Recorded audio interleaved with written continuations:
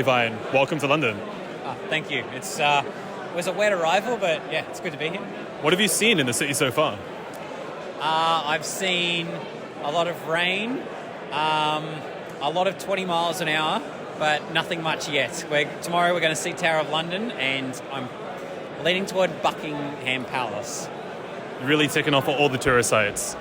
Yeah, well, I've got to. Exactly. I'm only here for a very short period of time in my career before I retire on a farm, on a porch somewhere in regional Australia and never leave. It's only a matter of years now.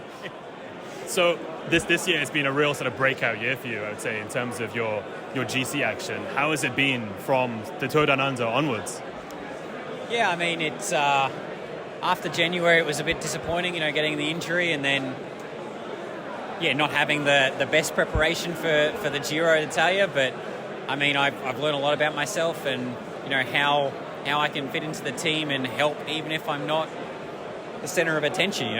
And I mean, I've enjoyed that a lot. Like even in the Giro after I basically went downhill, and then even in Swiss, and then Vuelta after that, and Burgos even.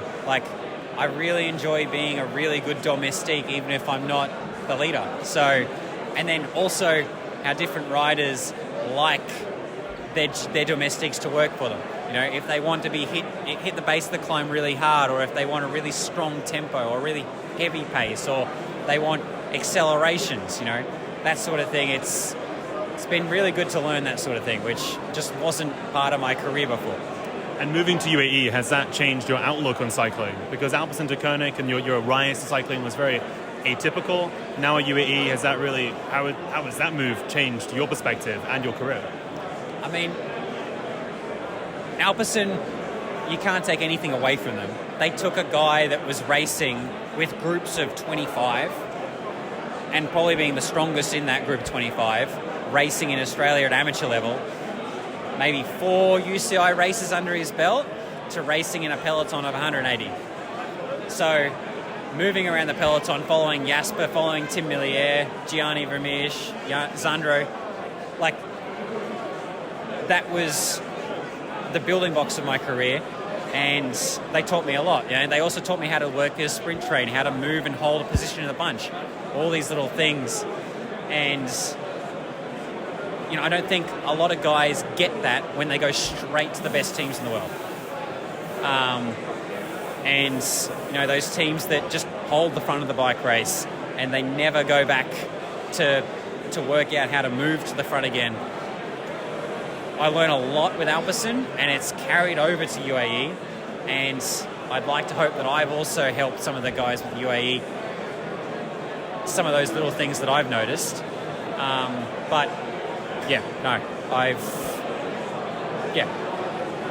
And one thing that was very noticeable this year was your improvement on time trialing. How did that come about? Was there a specific way you targeted that in order to improve your time trialing in 2023?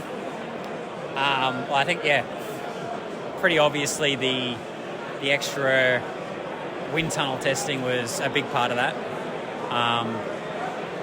I think I moved position, I came down in the front by 3 or 4 centimeters. The arms came in, different helmet, different skin suits. There was a lot of work that went into that. I've always loved time trialing. In Australia, it was one of the few things that sort of made sense to me after mountain biking. If you're in a road race and you're the strongest, you might not necessarily win. If you're in a time trial and you're the strongest, you're probably going to win, unless you get too excited and blow your cookies on the first climb. But I really enjoyed time trialing, and my power profile and my weight sort of lends itself towards that in a GC realm. Against Scanner, I've probably got no chance, which was shown at Worlds. I really enjoy time trialing, and also having a bike at home, riding it once a week minimum, it also was part of it. Yeah. And looking towards next year, in 2024, have you been sort of told your calendar yet and your goals, or are you still to find that out? Still to find out a lot about that. Obviously, Down Under is on the cards. I've got my time trial nationals on the 4th, and I think the road race is on the 7th. So an early start to the season, and then I don't know. There's bigger paychecks trying to work out which Grand Tours they're doing before I get my Grand Tour, but hopefully a Grand Tour that involves some sun and a season that doesn't get interrupted by needless injuries. That's what I'm hoping for. And hopefully a dry Giro d'Italia this year. Well, a dry, whatever Grand Tour J Vine's doing would be nice. Please, so the upper gods above, they must be. It rained in the Giro full gas the whole time. It rained in the Vuelta for 60% of the races that I did. Sorry, 30% of the races I did. I don't think it rained once in the Tour. Like, seriously. Anyway.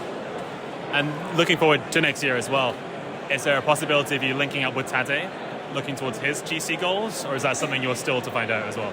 Still to find out, but I mean, that'd be pretty incredible. Like, I spoke to Jack Haig actually before Worlds, so sometime in August or July, and I asked him what was the best part of his career so far, and he couldn't give me an exact thing, but he said that he really wants to be a part of a Grand Tour winning team again. And obviously with Simon Yates, he was part of that. And I've always remembered that. So I'd like to be part of that. So, whether that's with TADEJ or one of the other guys, that'd be pretty special. Well, we wish you the best of luck for next year. J Vine, thank you very much. Thank you.